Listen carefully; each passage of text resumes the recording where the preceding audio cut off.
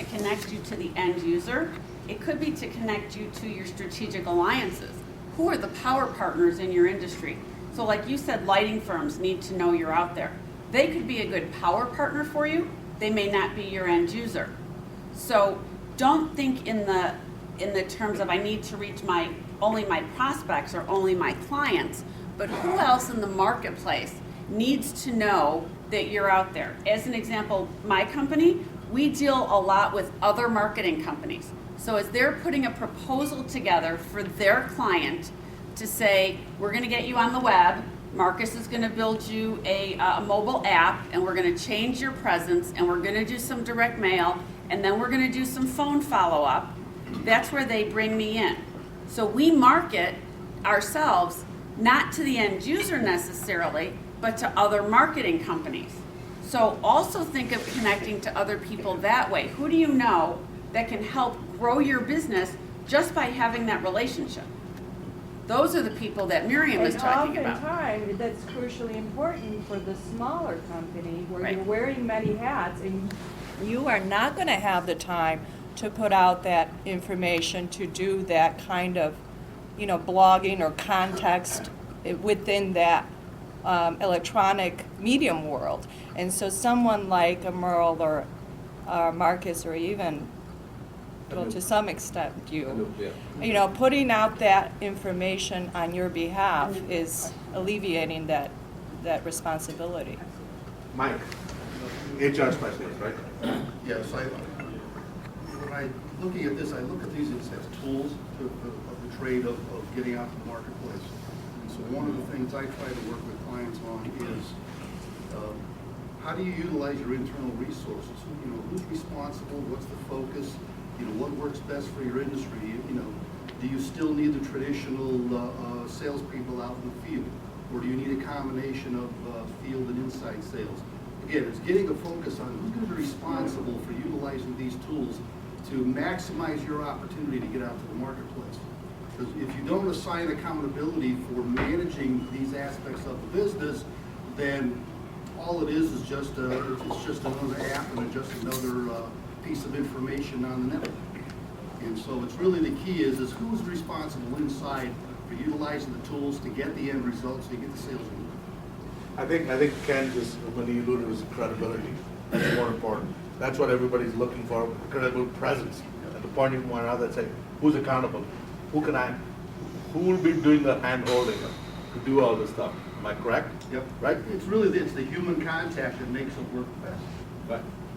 Okay, so Pearl, I have a question, and I met you such a long time ago. It's so great to see you here today.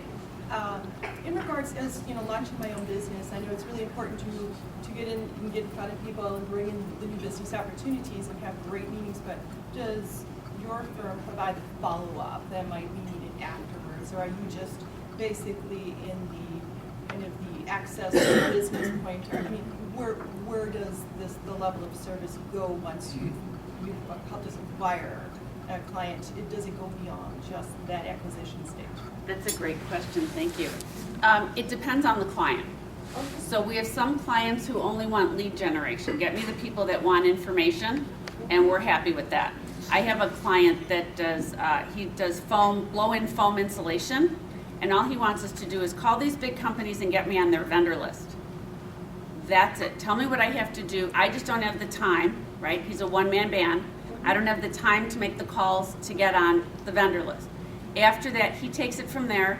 He lets us know when he's sent the information, and then we just call and follow up. Did you get the information? Anything else we have to do? So a lot of the clients just want us to get the foot in the door, and then they'll take it from there. And then sometimes they're like, we want you to continue with it until it gets to an appointment, and then we want you to do the follow-up after. So it varies from client to client. Obviously, the objective is to have it be a win-win, so whatever works best for the client, we can do. Thank you for the question. All right, I have a question for you. Your business evolved, 15, 20 years ago, people would, hey, I'm looking for a house, can you help? You would take them, show them the MLS listing, right? Now, people call in and say, I saw this house in such and such place, I saw the inside because there's video. How does that change and how does it affect the buying decision? Well, there's been a lot of changes in real estate as in most other businesses because of the internet.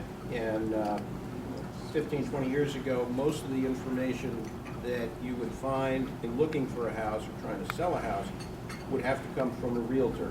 And we held on to all the data, and that's not the case any longer.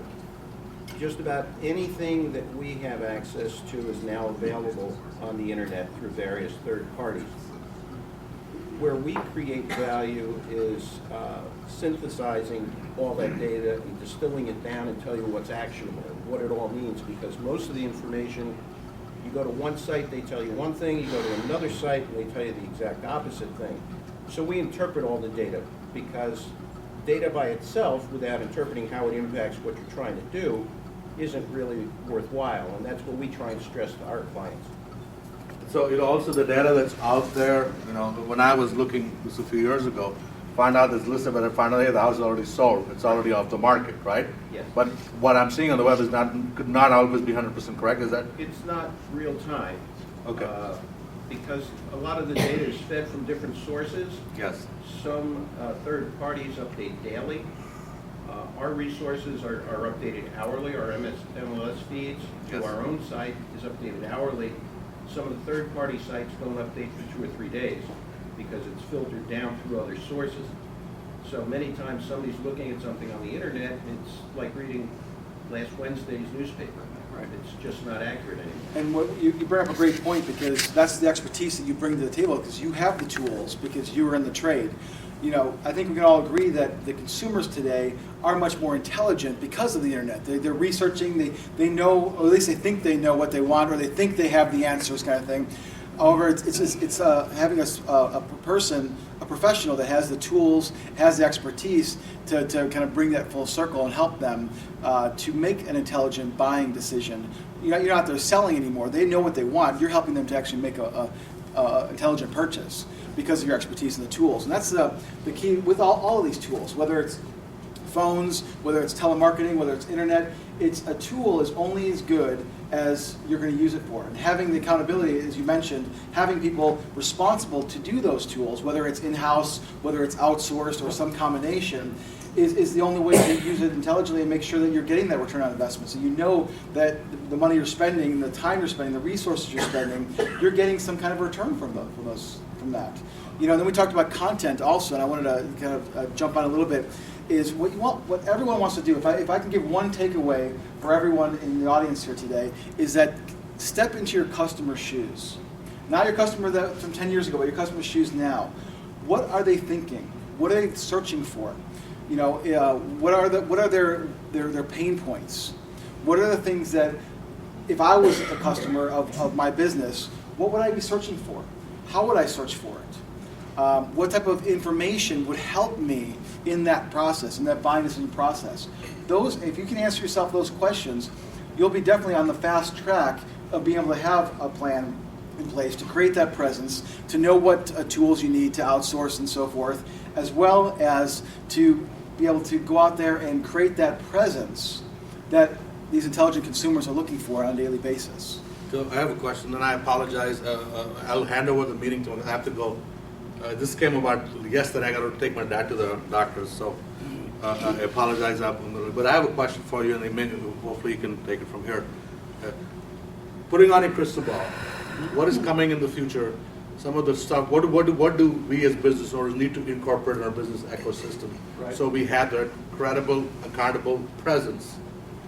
Right? Whether is Facebook going to change, or something better coming along, or is LinkedIn going to be the way to do it, or hey, are we going to go back to digital? I think the brick phone's going to make a comeback. No, thank you, absolutely. I think, honestly, the internet, everything's changing. Voice, let's face it, when we're doing business out there, it's still people doing business with people. And so voice is always going to be there. Always. And in saying that, utilizing a lot of the tools of where things are going. So I wish I had a crystal ball. The trends that we're seeing is more consumers, because we're carrying around computers. Those aren't smartphones anymore. They're literally like little computers in our pockets. They're searching more and more. Google has done research, and about 50% of all searches now are being done on mobile devices. So the trend is having a mobile not just a mobile-friendly site, but a mobile design site, so that you can be found. And they've Google has put out information that very quickly companies that don't have a mobile site, and that if they don't have a mobile site that comes up fast, they won't rank as well. So 50% of people that might be searching for you, if you don't have a mobile site, you're not going to be able to be found. So that's one trend. Reputation marketing is another big trend that's coming about. They're changing their algorithms. They're seeing that people's input, the internet used to be 1.0. In other words, I have a website of a company, I'm going to push it out to you, you're going to read whatever I'm going to tell you, and that's it. Then we started, with blogs and being able to leave comments and social media, and we kind of got to this Web 2.0. It's really becoming Web 3.0 because now what they're doing is they're realizing that your feedback is important. I mean, how many of you ever went to Amazon.com and bought a book? Anyone?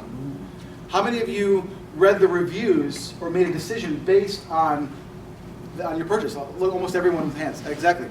Reviews and reputation are critical in the upcoming future. In other words, Google made some serious changes this last year that's taking reputation into account. And people, the studies have shown that it takes like 8 or 10 5-star reviews for someone to want to engage with you. So, having reviews on Google and Google Plus, in your Google Plus local directory, having good recommendations on LinkedIn, having recommendation on your Facebook page, having those testimonies and reviews on your website, very, very important. Another piece is having press releases done, because that's news. And when you can have good things written about you that's considered news, that helps your reputation, that helps your credibility as well. So those are some of the things that are coming down the pike that we're seeing in a very, very powerful way. And I saw some hands go up. Jim, your hand went up first. So go ahead. I just wanted to help you with the mobile thing. I advertise on Trulia. Mm-hmm. And number one is that 85% of my leads that are coming in are from mobile. Yeah. Oh. Okay. The other thing is that I've had people, I always ask people, why did you pick me over somebody else? And they said your reviews. Yep. It makes a huge difference, and it turns out that I've gotten the clients over other agents in my office because of that. So very powerful. It's very powerful too. Eddie. Yeah, Marcus Merrill, excellent material. Thank you for the presentation. I have a quick question concerning your thoughts on video and its impact moving forward. Video use for promoting your business? Absolutely. Thank you for bringing that up. It's always tough to remember everything you want to say up here. But video is another powerful tool. And more, I mean, we're a very visual society. We like, show it to me, tell it to me. I don't want to have to read it necessarily. So video not only is a very powerful tool to get your message across, it's a very powerful marketing tool because Google owns YouTube, and so YouTube videos seem to rank better than some of the other sites out there. So if you have a well-done video that's been optimized and set up correctly, that can help you in presence. Because see, one of our mottos in our company is that business gets done on the first page. But it's not just being on the first page one time. It's being on there 2, 3, 4, 5, 6, 7. We used to be able to do 8 or 9 times. Now that's getting a little tougher. But even 3 or 4 times on the first page of Google. It's almost the equivalent of 20 years ago having that huge ad in the yellow pages because it catches their attention. They're going to go to that. When they see you on there 3 or 4 or 5 times, whether it's through video, whether it's your LinkedIn profile, whether it's an optimized website, whatever, a press release done on you, they're like, wow, I need to contact this person, this company, because they obviously know what they're doing. They're everywhere, kind of thing. So, but in video is a very, very powerful tool on that. So Mark said we have to wrap it up. There was one more question. If do we have one We can do more? Q&A, definitely. Okay. I want to do a little Okay. preparation here, though, while Go you're ahead. doing it. I think the biggest takeaway is look at what you're doing and look at what you're not doing. Yeah. And address some of those issues because we are no longer we're not a one-track pony anymore. So if all you're doing is direct mail and you've always done direct mail and you're happy with your 0.5%, then keep doing direct mail.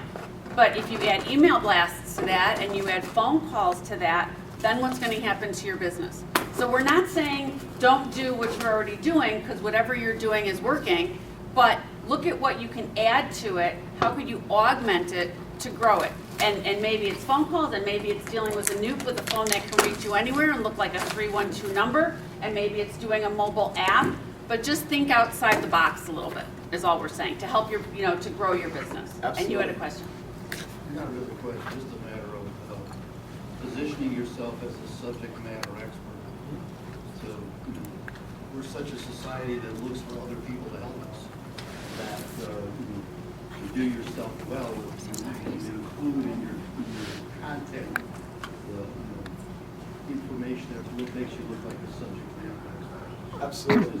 Well, and a great strategy for that is getting yourself into the media.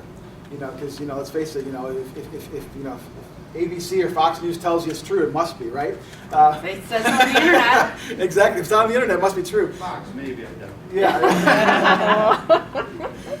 But the point is, though, is that positioning yourself as authority with content, with building a strong foundation online is very important. The next step on that in a plan would be to get yourself into the media.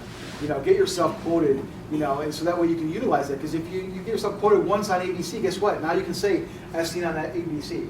And there's some neat strategies. If anyone has questions, feel free to ask afterwards. Be happy to share some things with you on that.